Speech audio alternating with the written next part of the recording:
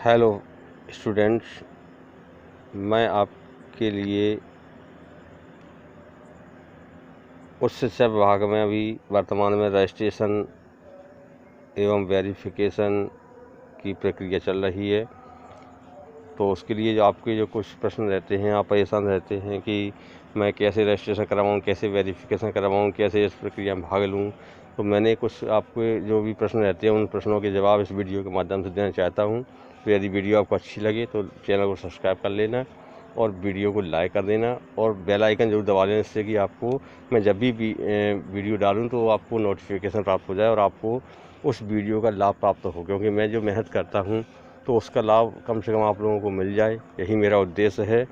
तो आइए वीडियो शुरू करते हैं। मैं हूं पुष्पेंद्र कुमार शर्मा, आप देख रहे हैं पीके अपडेट एजुकेशन चैनल। तो उसमें बीए, बीएससी, बीकॉम और एमए, एमएससी, एमकॉम के लिए दिए गए हैं आपके कुछ प्रश्नों के जवाब। तो आइए वीडियो शुरू करते हैं। पहला प्रश्न है आपकी स्क्रीन पर कि BA, BSc, BCom, BBA, BCA और एमए, एमएससी में कैसे रजिस्ट्रेशन करना है, कहाँ से करना है, वेरिफिकेशन प्रक्रिया क्या है। तो इसमें आपको eprepare.mp.online.gov.in पर जाकर के यूजी के लिए, अंडर ग्रेजुएट और पीजी के लिए पोस्ट ग्रेजुएट पर क्लिक करके रजिस्ट्रेशन कर सकते हैं। और जिन छात्रों की वेरिफिकेशन ऑनलाइन वेरीफाइड यस लिखी है उन्हें सीधे आवंटन लिस्ट देखनी होगी, और जिन छात्रों के फॉर्म पर नॉट वेरीफाइड लिखा है उन्हें परेशान नहीं होना है, उनके फॉर्म विभाग कॉलेज द्वारा वेरीफाई कर दिए जाएंगे। यदि फॉर्म में कोई गलती होती तो आपको नोटिस सुधार के लिए भेज दिया जाएगा, जिसके छात्र मोबाइल में SMS आ जाएगा। तो छात्र सुधार करके ऑनलाइन भरकर लॉक करेंगे और वेरिफिकेशन कराएंगे।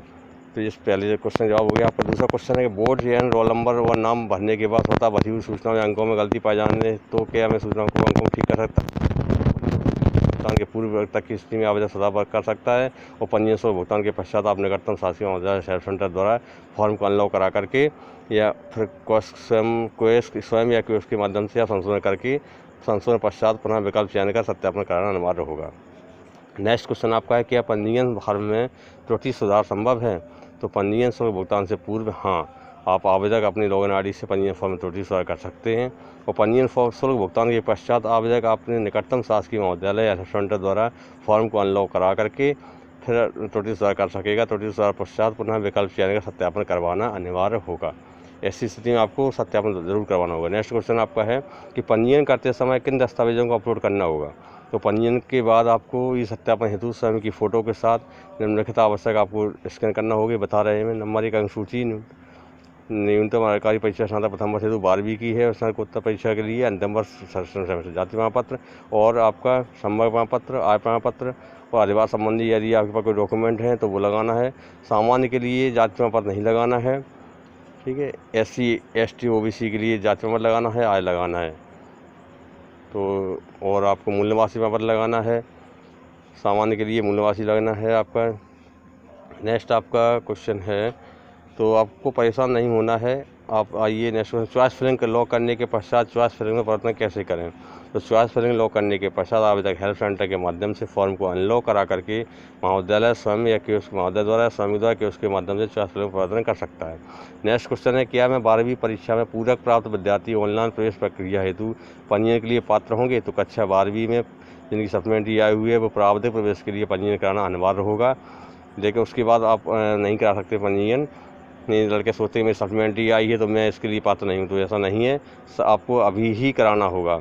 और आप की जो प्रक्रिया रहेगी वो CLC चरण में आपको इसके लिए मौका मिलेगा कि CLC चरण में स्थान रिक्त रहने पर आपको उसमें प्रवेश की पात्रता होगी। नेक्स्ट क्वेश्चन है कि आवेदन क्रमांक और पासवर्ड गुम हो जाने की स्थिति में कैसे वापस प्राप्त किया जा सकता है। तो आवेदक पोर्टल पर उपलब्ध किए नो योर एप्लीकेशन ID से या फॉरवर्ड योर पासवर्ड के द्वारा अपने आवेदन क्रमांक पासवर्ड प्राप्त कर सकते हैं। ऐसा नहीं कि पासवर्ड गुम हो गया तो आपको पासवर्ड मिलेगा ही नहीं, ठीक है, मिल जाएगा। नेक्स्ट क्वेश्चन है, क्या पंजीयन शुल्क भुगतान के समय पर ट्रांजेक्शन फेल होने की स्थिति में दोबारा पंजीयन करवाना होगा। नहीं, आवेदक फिल पे अनपेड रजिस्ट्रेशन फॉर्म टैब के द्वारा अपने पंजीयन आवेदन का पुनः शुल्क भुगतान कर सकते हैं। नेक्स्ट क्वेश्चन आपका है कि आप क्वेश्चन करते हैं कि ऐसी स्थिति में मैं क्या करूं कि जब पंजीयन का क्या हो जाए कि क्या पंजीयन शुल्क भुगतान के समय पर ट्रांजेक्शन फेल होने की स्थिति में दोबारा पंजीयन कराना होगा। तो नहीं कराना होगा आपको दोबारा, है। आवेदक फिल पे अनपेड रजिस्ट्रेशन फॉर्म के द्वारा अपने पंजीयन आवेदन का पुनः से शुल्क भुगतान कर सकते हैं। तो अभी वर्तमान में प्रक्रिया चल रही है, तो लड़के परेशान होते हैं, छात्र बेचारे कॉलेज भागते हैं कहीं दुकान पर भागते हैं, उन्हें मालूम ही नहीं चलता। इसलिए मैंने यह वीडियो बनाई आप लोगों के लिए कि कम से कम आपको यह पता चल जाए। नेक्स्ट क्वेश्चन आपका है कि पंजीकृत मोबाइल नंबर गुम हो जाने की स्थिति में OTP कैसे प्राप्त किया जा सकता है। तो पंजीकृत मोबाइल नंबर गुम हो जाने की स्थिति में आवेदकों को जो प्रवेश नियम या मार्गदर्शक सिद्धांत में दिए गए ईमेल ID पर मैसेज करना होगा। तो मैसेज पर सूचित कर नियंत्रक कक्ष दूरभाष नंबर पर संपर्क कर नया मोबाइल नंबर दरवाना होगा। नेक्स्ट क्वेश्चन है स्नातक अंतिम वर्ष और छठी परीक्षा का परिणाम घोषित न होने की स्थिति में पंजीयन के समय कौन सी अनुसूची अपलोड करनी होगी। तो स्नातक अंतिम सेमेस्टर के परीक्षा परिणाम घोषित न होने की स्थिति में आवेदक को स्नातकोत्तर स्तर में प्राप्त प्रवेश हेतु केवल स्नातक द्वितीय वर्ष और 5वें सेमेस्टर की मार्कशीट लगाना होगी। नेक्स्ट क्वेश्चन आपका है कि स्नातक अंतिम वर्ष के का परीक्षा परिणाम घोषित न होने की स्थिति में प्राविधिकता हेतु पंजीयन फॉर्म में कौन से प्राप्तांक प्रदर्शित करना होगा। तो इसके लिए आपको क्या करना होगा, परीक्षा परिणाम घोषित होने की स्थिति में प्राविधिक हेतु प्रथम द्वितीय वर्ष से 4 सेमेस्टर के प्राप्तांकों पर ऑनलाइन पंजीयन में दर्ज करना होगा। गुणांकन का निर्धारण आपको उसी के आधार पर किया जाएगा। ठीक है, समझ में आ गया कुछ। इसके बाद आपका नेक्स्ट क्वेश्चन आता है तो अंतिम वर्ष के रिजल्ट नहीं घोषित नहीं हुआ तो आपको यह प्रक्रिया करनी होगी कि फर्स्ट ईयर सेकेंड ईयर के मार्कों को जोड़ करके आपको पोर्टल पर दर्ज करना होगा और सेकेंड ईयर की मार्कशीट उसमें अपलोड करना होगी। नेक्स्ट क्वेश्चन आपका है मैंने प्रवेश के पूर्व चरणों में पंजीयन नहीं करवाया है, क्या मैं CLC चरण हेतु नया पंजीयन करवा सकता हूं। तो हाँ, ऐसे आवेदक जिन्होंने पूर्व में अपना पंजीयन नहीं कराया है समय सारणी के अनुसार पंजीयन शुल्क का भुगतान कर पंजीयन दस्तावेज अपलोड महाविद्यालय पाठ्यक्रम चयन सत्यापन पश्चात CLC चरण की प्रवेश प्रक्रिया में शामिल हो सकेंगे। ऐसा नहीं कि पहले नहीं करा पाए तो बाद नहीं करा पाएंगे। नेक्स्ट क्वेश्चन आपका है कि पुनः वरीयता विकल्प चयन हेतु क्या कोई शुल्क दे होगा, क्या कोई फीस लगेगी। तो ऐसा नहीं है, कोई फीस नहीं लगेगी इसकी। नेक्स्ट क्वेश्चन आपका पंजीयन के समय आवेदक कितने महाविद्यालय पाठ्यक्रम का विकल्प चयन कर सकते हैं। तो सत्र 2021-22 में ऑनलाइन ई प्रवेश प्रक्रिया में पंजीयन के समय आवेदक न्यूनतम 1 एवं अधिकतम 7 महाविद्यालयों का चयन करते हुए विकल्प चयन चॉइस फिलिंग कर सकेंगे। कम से कम 1 कर सकते हैं और 1 से अधिक 7 महाविद्यालय का चयन कर सकते हैं। ऐसा नहीं है कि नेक्स्ट क्वेश्चन है क्या एक ही महाविद्यालय में 1 से अधिक पाठ्यक्रम चयन किया जा सकता है। तो उसका आंसर है आपका, इसका जवाब है हाँ। वीडियो बनाई है तो मेरा नेक्स्ट क्वेश्चन है कि मेरी 12वीं की अंकसूची ग्रेडिंग प्रणाली पर आधारित है, योग्यता के विवरण खंड में प्रविष्टि किस प्रकार करूं। तो 12वीं की अंकसूची ग्रेडिंग प्रणाली पर आधारित होने पर योग्यता के विवरण खंड में ड्रॉप डाउन मेनू से ग्रेडिंग सिस्टम का चयन करें एवं अंकसूची में 10 ग्रेड को निम्नानुसार प्रतिशत में दर्ज करें। नेक्स्ट क्वेश्चन आपका है कि अतिरिक्त विषय संबंधी जानकारी कब भरना होगी। तो पंजीयन के समय आवेदन फॉर्म में योग्यता का विवरण खंड क्वालिफिकेशन डिटेल बॉक्स में अतिरिक्त विषय जानकारी भरना होगा। अगला क्वेश्चन आपका है कि मैंने 12वीं से मुख्य विषय गणित के साथ अतिरिक्त विषय बायोलॉजी का भी अध्ययन किया है जो अंकसूची में दर्शित है। मैं किस संकाय में आवेदन करने हेतु पात्र हूँ। आवेदक को 2 संकाय में प्रवेश हेतु पात्रता है। गणित मुख्य विषय के साथ प्राप्तांक के आधार पर पात्रता निर्धारित की जाएगी। बायोलॉजी अतिरिक्त विषय का लाभ लेने हेतु गणित के प्राप्तांक के साथ बायोलॉजी के प्राप्तांक जोड़कर प्रतिशत की गणना की जाएगी। नेक्स्ट आपका क्वेश्चन है कि स्नातक और स्नातकोत्तर कक्षा में प्रवेश हेतु आयु संबंधी क्या प्रावधान है। तो 17 18 से स्नातक एवं स्नातकोत्तर प्रवेश हेतु अधिकतम आयु सीमा हटाई गई है, अर्थात सभी विद्यार्थियों के लिए आयु सीमा का कोई बंधन नहीं होगा। कोई आयु सीमा नहीं है, आप कितने भी उम्र के हो जाएं। नेक्स्ट क्वेश्चन आपका है कि मैंने 17 18 19 में 12वीं परीक्षा उत्तीर्ण की थी। 2 वर्ष अंतराल के बाद क्या मैं सत्र 21-22 प्रथम वर्ष प्रवेश हेतु आवेदन कर सकता हूँ। तो हाँ, प्रवेश उपरांत ऑनलाइन रिपोर्टिंग के समय आवेदक को महाविद्यालय द्वारा उपलब्ध करवाए गए अंतराल गैप प्रोफार्मा को जमा करना होगा, तभी उसका लाभ मिलेगा। नेक्स्ट आपका क्वेश्चन है कि मैंने कक्षा 12वीं की परीक्षा विज्ञान संकाय से उत्तीर्ण की है। स्नातक प्रथम वर्ष में वाणिज्य कला संकाय में प्रवेश हेतु आवेदन करने पर गुणानुक्रम क्रम का निर्धारण किस प्रकार होगा। तो प्रथम वर्ष में अधिकारी परीक्षा के अंक संकाय विषय से परिवर्तन कर प्रवेश चाहने वाले विद्यार्थियों को उनके प्राप्तांकों से 5% घटाने के बाद ही उनका गुणानुक्रम निर्धारित होगा और अधिभार घटे हुए प्राप्तांकों पर होगा। 12वीं परीक्षा के उत्तीर्ण विद्यार्थी कौन कौन से विषय में प्रवेश के लिए पात्र होंगे। तो जिन स्टूडेंटों ने 12वीं की परीक्षा बायोलॉजी से उत्तीर्ण की है वो बायोलॉजी विषय से कर सकते हैं। BSc और वाणिज्य संकाय, कला संकाय यानी BA कर सकते हैं और गृह विज्ञान से हम BSc कर सकते हैं, BBA कर सकते हैं और BCA कर सकते हैं। लेकिन BCA के लिए गणित मुख्य विषय या अतिरिक्त विषय का अनिवार्य होना चाहिए। जिन लड़कों ने 12वीं क्लास मैथ से पास किया है वो वाणिज्य संकाय मैथ से BSc कर सकते हैं, BA भी कर सकते हैं और BSc होम साइंस से कर सकते हैं, BBA कर सकते हैं, BCA कर सकते हैं। गणित मुख्य अतिरिक्त विषय के साथ अनिवार्य है। और जो लड़के इंटर में BA किए जिन्होंने आर्ट लिया है तो वो आर्ट से BA कर सकते हैं, BSc होम साइंस से कर सकते हैं और BBA कर सकते हैं, BCA कर सकते हैं। लेकिन BCA के लिए गणित या मुख्य या अतिरिक्त विषय के साथ अनिवार्य होना चाहिए। जिन लड़कियों ने गृह विज्ञान से यानी कि इंटर किया हुआ है वो गृह विज्ञान से BSc कर सकती हैं और BA भी कर सकती हैं। और जिन लड़कों ने 12th में एग्रीकल्चर लिया है वो बीए कर सकते हैं और बीएससी बायोलॉजी से कर सकते हैं, बीएससी मैथ से नहीं कर सकते। जो एग्रीकल्चर के स्टूडेंट हैं वो बीएससी मैथ से नहीं कर सकते, बायोलॉजी से ही कर सकते हैं। नेक्स्ट आपका क्वेश्चन है कि पात्रता प्रमाण पत्र के अभाव में पंजीयन किस प्रकार होगा। तो ऑनलाइन पंजीयन के समय संबंधित विश्वविद्यालय से पात्रता प्रमाण पत्र प्राप्त करने के लिए किए गए ऑनलाइन आवेदन की पावती अपलोड करना आवश्यक होगा। नेक्स्ट आपका क्वेश्चन है कि विश्वविद्यालय से पात्रता कब प्राप्त करनी होगी। तो सर्वप्रथम आवेदक पोर्टल पर उपलब्ध एलिजिबिलिटी टैब द्वारा पाठ्यक्रम हेतु पात्रता की जांच करें। आवश्यक होने पर पंजीयन के पूर्व विश्वविद्यालय से पात्रता हेतु ऑनलाइन आवेदन करें या ऑनलाइन आवेदन की रसीद जरूर अपलोड करें। नेक्स्ट क्वेश्चन आपका है कि बीसीए में प्रवेश लेने हेतु पात्रता क्या होगी। तो बीसीए में प्रवेश हेतु 12वीं परीक्षा कला, वाणिज्य, विज्ञान एवं जीव विज्ञान में उत्तीर्ण विद्यार्थी गुणानुक्रम अनुसार पात्रता होंगे। 12वीं परीक्षा की सूची में गलत मुख्य यात्री विषय के रूप में होना अनिवार्य बताया गया है। ऐसा कि बीसीए प्रवेश के लिए 12वीं परीक्षा में गलत मुख्य यात्री विषय होना चाहिए। मैं नेक्स्ट क्वेश्चन आपका है कि मैं पूर्व का हायर सेकेंडरी यानी 11वीं उत्तीर्ण आवेदक हूँ, क्या प्रवेश पंजीयन हेतु पात्र हूँ। तो एमपी बोर्ड भोपाल से पूर्व के हायर सेकेंडरी 11वीं उत्तीर्ण आवेदकों को स्नातक स्तर पर प्रथम वर्ष प्रवेश की पात्रता है। एमएसडब्ल्यू पाठ्यक्रम में प्रवेश हेतु न्यूनतम पात्रता प्रतिशत क्या है। तो एमएसडब्ल्यू पाठ्यक्रम में प्रवेश हेतु न्यूनतम पात्रता 45% रखी गई है। नेक्स्ट आपका क्वेश्चन नामांकन प्रक्रिया क्या होगी। स्नातक प्रथम वर्ष में स्नातकोत्तर प्रथम सेमेस्टर के आवेदकों को ऑनलाइन पंजीयन के समय ही ऑनलाइन नामांकन फॉर्म भरना होगा। प्रवेश शुल्क की प्रथम किस्त के भुगतान पर आवेदक के नामांकन यूनिक ID की कार्रवाई स्वतः पूर्ण हो जाएगी। नेक्स्ट आपका क्वेश्चन है कि स्वयं के नाम को जाति प्रमाण पत्र न होने की स्थिति में क्या करना होगा। तो ऑनलाइन पंजीयन के समय आवेदक के स्वयं के नाम को जाति प्रमाण पत्र न होने की स्थिति में पिता के नाम का स्थायी जाति प्रमाण पत्र अपलोड करना आवश्यक होगा। उसके पश्चात प्रवेश हेतु जाति प्रमाण पत्र का सत्यापन लाभ प्राप्त हो सकेगा। प्रवेश पश्चात महाविद्यालय में रिपोर्टिंग के समय स्वयं के नाम को जाति प्रमाण पत्र प्रस्तुत करना अनिवार्य होगा। रिपोर्टिंग के समय अपना खुद का लगाना पड़ेगा। नेक्स्ट आपका क्वेश्चन है कि जाति प्रमाण पत्र रजिस्टर नहीं है तो आप क्या करेंगे। तो आवेदक का जाति प्रमाण पत्र रजिस्टर न होने की स्थिति में सक्षम अधिकारी द्वारा जारी पूर्व के वैध जाति प्रमाण पत्र भी सत्यापन हेतु मान्य किए जाएंगे। नेक्स्ट आपका क्वेश्चन है कि मध्य प्रदेश का मूल निवासी हूँ परंतु 10वीं 12वीं की परीक्षा किसी अन्य राष्ट्र उत्तीर्ण की है तो क्या मुझे मध्य प्रदेश के मूल निवासी लाभ प्राप्त होगा। तो मध्य प्रदेश राज्य की वजह से मूल निवासी उन्होंने कक्षा 10वीं 12वीं परीक्षा अन्य प्रदेश में अध्ययन उत्तीर्ण किए किंतु मध्य प्रदेश मूल निवासी पर अनुभव करना होगा, अन्यथा उन्हें मध्य प्रदेश के मूल निवासी के लाभ प्राप्त नहीं होगा। तो उन्हें पंजीयन पर अपलोड करना होगा पोर्टल पर, अभी उनको लाभ प्राप्त होगा और तब तक लाभ नहीं मिलेगा। नेक्स्ट क्वेश्चन आपका कक्षा 10वीं 12वीं की परीक्षा मैंने मध्य प्रदेश से उत्तीर्ण की है कि क्या मुझे पंजीयन के समय मूल निवासी प्रमाण पत्र अपलोड करना होगा। तो मध्य प्रदेश आज से 10वीं 12वीं परीक्षा मध्य प्रदेश के मूल निवासी है, उन्हें पंजीयन के समय मूल निवासी प्रमाण पत्र अपलोड करने की आवश्यकता नहीं होगी। नेक्स्ट क्वेश्चन है आपका पंजीयन के समय दिव्यांग श्रेणी का लाभ लेने क्या करना होगा। दिव्यांग श्रेणी के आवेदकों को जिला मेडिकल बोर्ड द्वारा प्रदत्त निर्धारित प्रारूप में जारी प्रमाण पत्र जिसमें 40% या उससे अधिक दिव्यांगता का उल्लेख हो पंजीयन के समय अपलोड करने पर इस श्रेणी का लाभ प्राप्त हो सकेगा। नेक्स्ट आपका क्वेश्चन है कि मध्य प्रदेश शासन शिक्षा विभाग तथा उसके अधीन शासी कार्यालय में कार्यरत अधिकारियों कर्मचारियों के पाल्य के प्रावधान है। तो मध्य प्रदेश शासन शिक्षा विभाग के शासी कार्यालय में कार्यरत कर्मचारियों, प्राचार्यों, प्राध्यापकों, ग्रंथपालों, पीण अधिकारियों, रजिस्ट्रारों एवं शासकीय महाविद्यालय में कार्यरत तृतीय चतुर्थ श्रेणी के कर्मचारियों के पाल्यों के लड़कों के लिए सभी संबंधित संवर्गों में उपलब्ध स्थानों में 5% स्थान आरक्षित रखे जाएंगे। श्रेणी के लाभ हेतु पंजीयन के समय ही प्रमाण पत्र अपलोड करना अनिवार्य होगा, जिसमें कर्मचारी क्रमांक का उल्लेख होना अनिवार्य है, तभी लाभ प्राप्त होगा। नेक्स्ट आपका क्वेश्चन है कि मैं आर्थिक रूप से कमजोर वर्ग EWS का आवेदक हूँ, प्रवेश हेतु क्या लाभ प्राप्त होगा। आर्थिक रूप से कमजोर सामान्य वर्ग के विद्यार्थियों को शैक्षिक संस्थानों में प्रवेश हेतु 10% आरक्षण लाभ दिया जाएगा। इस हेतु आर्थिक रूप से कमजोर EWS प्रमाण पत्र होना अनिवार्य है। लाभ लेने हेतु पंजीयन समय प्रमाण पत्र अपलोड करना आवश्यक होगा, बगैर अपलोड के आपको लाभ नहीं मिलेगा। नेक्स्ट क्वेश्चन है अधिवास हेतु 7, 14, 15, 16 का प्रमाण पत्र उपलब्ध है, क्या इसका लाभ प्राप्त होगा। तो नहीं होगा।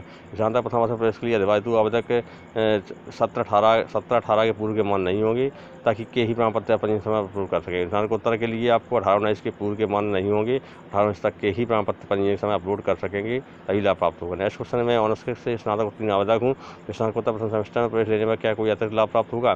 तो ऑनर्स पाठ्यक्रम उत्तीर्ण विद्यार्थी को स्नातकोत्तर कक्षा उसी विषय पर प्रवेश लेने पर प्राप्तांक को 10% आधार प्राप्त होगा। नेक्स्ट क्वेश्चन मेरे पास NCC NSS का ए सर्टिफिकेट है, क्या प्रथम वर्ष प्रवेश हेतु कोई लाभ प्राप्त होगा।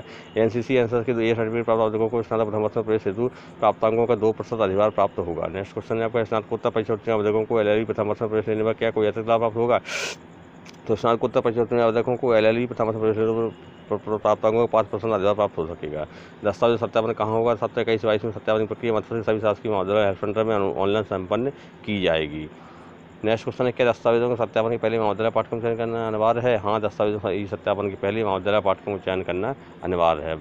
नेक्स्ट आपका क्वेश्चन, ई सत्यापन प्रक्रिया क्या होगी। ई सत्यापन हेतु समस्त शासकीय महाविद्यालय आवंटन से ई पोर्टल के माध्यम से आवेदकों को पंजीयन फॉर्म सत्यापन अपलोड किए प्रमाण पत्रों को डाउनलोड कर परीक्षा उपरांत संबंधित अधिकारी सत्यापन पूर्ण के बॉक्स पर क्लिक करेंगे, जिससे आवेदक का ई सत्यापन हो सकेगा। आवेदक का फॉर्म ई सत्यापन होते ही सूचना मोबाइल पर ईमेल पर दी जाएगी। आवेदक स्वयं भी अपनी लॉगिन आईडी से आवेदक फॉर्म को ई सत्यापन की अद्यतन जानकारी प्राप्त कर सकेंगे और वो चेक कर सकते हैं कि हमारा वेरिफिकेशन हो गया है या नहीं हो गया है। नेक्स्ट आपका क्वेश्चन है, असत्यापित त्रुटिपूर्ण आवेदन की स्थिति में क्या करना होगा। तो यदि किसी आवेदक के पंजीयन आवेदन पत्र त्रुटि है, अपलोड किए गए आवेदन प्रमाण पत्र स्पष्ट, अपर्याप्त, अपूर्ण पाई जाती तो ऐसी स्थिति में आवेदन फॉर्म का ई सत्यापन नहीं किया सकेगा। इसकी सूचना आवेदक को पंजीयन के मोबाइल नंबर ईमेल पर माध्यम से दी जाएगी और निर्धारित समय सारणी अनुसार पुनः से उपस्थित होकर त्रुटि सुधार पर सत्यापन कर सकेंगे। साथ ही ऐसे आवेदकों को पंजीयन आवेदन त्रुटि सुधार कर उनके सही दस्तावेज अपलोड कर पुनः सत्यापन की कार्रवाई पूर्ण करेंगे और इसके बगैर संभव नहीं है कि वो सत्यापित हो जाए। नेक्स्ट आपका क्वेश्चन है कि प्रथम चरण में सीट आवंटन न होने पर मुझे क्या करना होगा। तो प्रथम चरण में सीट आवंटन न होने पर द्वितीय चरण आगामी चरण में शामिल होने हेतु समय सारणी अनुसार ऑनलाइन पाठ्यक्रम का चयन करना होगा माध्यम। नेक्स्ट क्वेश्चन, CLC आवेदन हेतु क्या महोदया जाने की आवश्यकता है। नहीं, क्षेत्र 2021 में ऑनलाइन CLC प्रक्रिया होगी, इसी महोदया स्तर पर कोई नहीं जाना है। नेक्स्ट क्वेश्चन, प्रथम चरण में मुझे प्रथम विकल्प का महोदया आवंटन हुआ परंतु मैंने प्रवेश नहीं लिया, मुझे द्वितीय चरण की प्रक्रिया में होने हेतु क्या करना होगा। तो यदि आवेदक को प्रथम चरण में प्रथम चॉइस का महोदया आवंटन होता हुआ है, उस प्रवेश नहीं देता, तो द्वितीय चरण के लिए उसको चॉइस फिलिंग करना होगी, तभी उसको प्रवेश मिलेगा। नेक्स्ट क्वेश्चन, मुझे द्वितीय अवसर विकल्प का महोदया आवंटन हुआ, मैंने प्रवेश नहीं लिया, तो मुझे अगले चरण में शामिल होने हेतु क्या करना होगा। तो द्वितीय विकल्प का महोदया आवंटन होने पर यदि प्रवेश नहीं लिया जाता, तो अगले चरण में शामिल होने हेतु पुनः ऑनलाइन महाविद्यालय पाठ्यक्रम के चयन का विकल्प रहेगा, वो विकल्प भर करके और प्रक्रिया में शामिल हो सकता है। नेक्स्ट क्वेश्चन आपका है, प्रथम द्वितीय चरण में प्रवेश लेकर प्रवेश निरस्त करवाने पर मुझे अगले चरण में शामिल होने हेतु क्या करना होगा। तो प्रथम द्वितीय चरण में प्रवेश प्राप्त कर प्रवेश निरस्त कराने वाले आवेदकों को पूर्व में आवंटन पंजीयन क्रमांक के आधार पर ही आगामी चरण प्रवेश हेतु पुनः वरीयता विकल्प ऑनलाइन पोर्टल दर्ज करना अनिवार्य होगा। ऐसा करने पर ही आवेदक आगामी चरण की प्रक्रिया में शामिल हो सकेंगे। नेक्स्ट क्वेश्चन आपका है, महाविद्यालय आवंटन की सूचना कैसे प्राप्त होगी। क्या इस हेतु मुझे महाविद्यालय जाना होगा। आवंटन की सूचना प्राप्त करने हेतु आवेदक को किसी महाविद्यालय में जाने की आवश्यकता नहीं है। महाविद्यालय की आवंटन सूचना आपके मोबाइल पर दी जाएगी। इसे पोर्टल पर भी आवंटन होने की या न होने की स्थिति स्वयं की ID पासवर्ड से भी जान सकते हैं, पोर्टल पर डाल करके अपना मोबाइल नंबर की आपकी स्थिति है। नेक्स्ट आपको क्वेश्चन, प्रथम चरण प्रवेश प्रक्रिया उपरांत द्वितीय आगामी चरण में शामिल होने हेतु पाठ्यक्रम पुनः विकल्प चयन से पूर्व विभिन्न महाविद्यालयों के रिक्त स्थान की जानकारी कैसे प्राप्त की जा सकती है। तो आपका आंसर, प्रथम चरण प्रक्रिया शामिल होने हेतु पाठ्यक्रम पुनः विकल्प चयन से पूर्व विभिन्न महाविद्यालयों वैकेंसी की जानकारी प्रेस पोर्टल पर वैकेंसी टैब के माध्यम से प्राप्त की जा सकती है। नेक्स्ट क्वेश्चन है आपका है कि ऑनलाइन प्रवेश प्रक्रिया में कक्षावार वर्गवार कट ऑफ की जानकारी कैसे प्राप्त कर सकता हूं। तो ऑनलाइन प्रवेश प्रक्रिया के प्रत्येक चरण में आवंटन के साथ ही ई प्रवेश पोर्टल पर विभिन्न महाविद्यालयों की कक्षावार वर्गवार कट ऑफ की जानकारी प्राप्त की जा सकती है। नेक्स्ट क्वेश्चन, रुक जाना नहीं योजना के आवेदकों हेतु प्रवेश प्रक्रिया क्या होगी। तो ई प्रवेश प्रक्रिया के दौरान परीक्षा परिणाम घोषित होने की स्थिति में रुक जाना नहीं योजना अंतर्गत उत्तीर्ण आवेदक प्रथम वर्ष में प्रवेश हेतु ऑनलाइन पंजीयन शुल्क का भुगतान, सत्यापन, अपलोड, दस्तावेज अपलोड, महाविद्यालय पाठ्यक्रम चयन कर प्रवेश प्रक्रिया शामिल हो सकेंगे। इसके पश्चात अर्थपूर्ण के अनुसार प्रवेश करेंगे। परीक्षा परिणाम घोषणा होने की स्थिति में ऐसे आवेदक को स्वाध्यायी रूप में प्रवेश शामिल होकर अगले वर्ष प्राप्त पूर्ण करने पर स्थान रिक्त होने की दशा में नियमित विद्यार्थी रूप में प्रवेश प्राप्त कर सकेंगे। नेक्स्ट क्वेश्चन है आपका विषय कब चयन कब और कैसे करना है। तो कब करना है, महाविद्यालय संकाय आवंटन पश्चात प्रवेश भुगतान के पूर्व आवेदकों को ऑनलाइन विषय चयन करना होगा। कैसे करना होगा, आवेदकों को महाविद्यालय आवंटन होने पर राष्ट्रीय नीति 2020 के परिवेश में नवीन पाठ्यक्रम अनुसार सर्वप्रथम ऑनलाइन विषय चयन की प्रक्रिया के अंतर्गत पूर्व पात्रता अनुसार 3 मुख्य विषय पोर्टल पर प्रदर्शित होंगे। आवेदक आवंटित 3 मुख्य विषय को ही चयनित कर सकता है। आवेदक अभिरुचि अनुसार 3 मुख्य विषय में से किसी एक के स्थान पर अन्य संकाय के तीसरे मुख्य विषय चयन भी कर सकता है। आवेदक को किसी संकाय से एक जेनरिक विषय एवं एक व्यावसायिक विषय का चयन करना स्वैच्छिक होगा। तो ये सारी प्रक्रिया आपको ऑनलाइन ही करना होगी। विषय चयन कब करना है, कैसे करना है, ये मैंने आपको बता दिया है। आपका नेक्स्ट क्वेश्चन आता है कि आपको क्या करना है, योजना का चयन कब और कैसे करना है। तो कब करना है योजना का चयन, ऑनलाइन प्रवेश भुगतान करते समय योजना का चयन करना होगा। आवेदक कैसे करना है, आवेदक पत्र ऑनलाइन पोर्टल मुख्यमंत्री जन कल्याण योजना, कोविड-19 बाल कल्याण योजना में किसी एक की योजना का बटन क्लिक कर निःशुल्क प्रवेश प्राप्त कर सकता है। नेक्स्ट क्वेश्चन है आपका, मुख्यमंत्री मेधावी विद्यार्थी योजना का लाभ कैसे लिया जा सकता है। तो यह योजना केवल स्नातक स्तर प्रदान की जाएगी। मुख्यमंत्री मेधावी विद्यार्थी योजना का लाभ लेने हेतु आवश्यक है कि आवेदक मध्य प्रदेश का मूल्यवासी हो, आवेदक के पिता पालक की वार्षिक 6 लाख रुपये से कम हो, आवेदक ने 12वीं परीक्षा मध्य MP बोर्ड से 70% या उससे अधिक प्राप्त किए हो अंक और CBSE के बोर्ड से 85% या उससे अधिक अंक प्राप्त कर उत्तीर्ण की हो, तभी उसका लाभ मिलेगा। नेक्स्ट आपका क्वेश्चन है कि मुख्यमंत्री जन कल्याण शिक्षा प्रोत्साहन योजना का लाभ कैसे लिया जा सकता है। यह योजना स्नातक एवं स्नातकोत्तर दोनों स्थानों पर प्रदान की जा सकेगी। विद्यार्थी के माता पिता का मध्य शासन के श्रम विभाग में असंगठित कर्मकारी रूप में पंजीयन होना चाहिए। नेक्स्ट क्वेश्चन आपका है, प्रवेश शुल्क भुगतान के समय ट्रांजेक्शन फेल होने की स्थिति में क्या करना होगा। तो आवेदक को ट्रांजेक्शन फेल होने की स्थिति में आपकी राशि उसी बैंक खाते में वापस आएगी जिस खाते से आप आवेदक ने भुगतान किया है। प्रवेश शुल्क का भुगतान फेल होने की स्थिति में आवेदक का प्रवेश सुनिश्चित नहीं होगा। अतः ट्रांजेक्शन फेल होने की स्थिति में आवेदक को पुनः पोर्टल के माध्यम से निर्धारित समय सीमा प्रवेश शुल्क जमा करना अनिवार्य होगा। अन्यथा आवेदक का नाम प्रवेश सूची में दर्शित नहीं होगा, दोबारा से उसको पेमेंट करना होगा।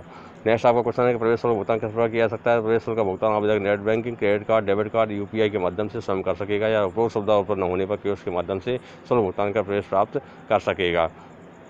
नेक्स्ट आपका क्वेश्चन है अगला कि क्या प्रवेश के समय ही प्रवेश शुल्क की संपूर्ण राशि का भुगतान करना होगा। तो कोविड-19 को दृष्टिगत रखते हुए आवेदक को ऑनलाइन विसर्जन करने के उपरांत प्रवेश शुल्क की प्रथम किस्त राशि ₹1000 ऑनलाइन जमा करनी होगी। प्रवेश शुल्क की शेष राशि 3 किस्तों में संबंधित महोदय के निर्देशानुसार निर्धारित समयावधि में डिजिटल के माध्यम से जमा करना अनिवार्य होगा। मुख्यमंत्री मेधावी विद्यार्थी योजना, मुख्यमंत्री कल्याण योजना, मुख्यमंत्री कोविड-19 बाल कल्याण योजना के आवेदकों के लिए प्रवेश मार्गदर्शिका खंड 13.1, 13.2 एवं 13.3 के अनुसार रहेगी।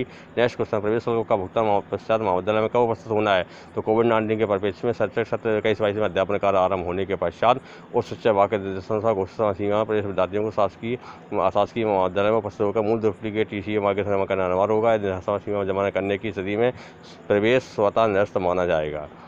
नेक्स्ट क्वेश्चन आपका है कि सर्टिफिकेट कोर्स की चयन प्रक्रिया क्या होगी। तो विश्वविद्यालय महाविद्यालय स्तर पर संस्था 6 माह के सर्टिफिकेट कोर्स में संस्थान प्रवेश विद्यार्थी ही प्रवेश प्राप्त कर सकेंगे। ऐसे विद्यार्थी में कई महाविद्यालय स्तर सर्टिफिकेट कोर्स पर समाप्त होने के 30 वर्ष के अनुसार में अध्ययन करना अनिवार्य होगा। 30 वर्ष की समयावधि में अध्ययन करना अनिवार्य होगा। नेक्स्ट क्वेश्चन है आपका वित्तगाही योजना प्रवर्तन किस प्रकार किया जाता है। ऑनलाइन प्रवेश की समाप्ति के पश्चात उससे जब आगे निर्देशानुसार घोषित समय सीमा में विद्यार्थी प्रवेश पात्रतानुसार मुख्यमंत्री विद्यार्थी योजना, मुख्यमंत्री जन कल्याण योजना, कोविड-19 बाल कल्याण योजना प्रवर्तन कर सकेंगे। योजना प्रवर्तन करने पर नियमानुसार प्रवेश शुल्क जमा वापसी करना अनिवार्य होगा। नेक्स्ट क्वेश्चन है प्रवेश पश्चात विषय पाठ्यक्रम चयन संकाय प्रवर्तन प्रक्रिया क्या होगी। तो ऑनलाइन प्रवेश प्रक्रिया समाप्ति के पश्चात जब आगे निर्देशानुसार घोषित समय सारणी में प्रवेश महाविद्यालय में विद्यार्थियों को पात्रतानुसार संबंधित संकाय कला स्थान प्रोजेक्ट होने पर प्रवर्तन संबंधी कार्रवाई की जाएगी। समय सीमा विद्यार्थियों द्वारा महाविद्यालय स्तर पर प्रस्तुत आवेदन पत्र उल्लंघन होने के सतह पर पाठ्यक्रम संकाय प्रवर्तन की कार्रवाई की जा सकेगी। नेक्स्ट क्वेश्चन क्या स्नातक तृतीय एवं तृतीय वर्ष और तृतीय एवं पंचम सेमेस्टर स्नातकोत्तर तृतीय सेमेस्टर हेतु ऑनलाइन प्रवेश प्रक्रिया होगी। तो हाँ, 27-22 में सेकेंड ईयर फाइनल के लिए और MSc के थर्ड सेमेस्टर के लिए ऑनलाइन प्रवेश प्रक्रिया नवीनीकरण की प्रक्रिया होगी। महाविद्यालय द्वारा पात्र विद्यार्थियों को ऑनलाइन प्रमोट किया जाएगा। तत्पश्चात विद्यार्थी पोर्टल पर नामांकन के बाद दर्ज कर फीस भुगतान कर प्रवेश प्राप्त कर सकेंगे। तो ये second year BSc BSc second year final के लिए है। दोस्त स्टूडेंट्स, यदि आपको यह लगता है कि यह वीडियो वास्तव में आपके काम की तो चैनल को सब्सक्राइब और वीडियो को लाइक जरूर कर दो। मैं आपके लिए इतनी मेहनत करता हूँ कि आपको जानकारी सही समय मिल जाए। धन्यवाद।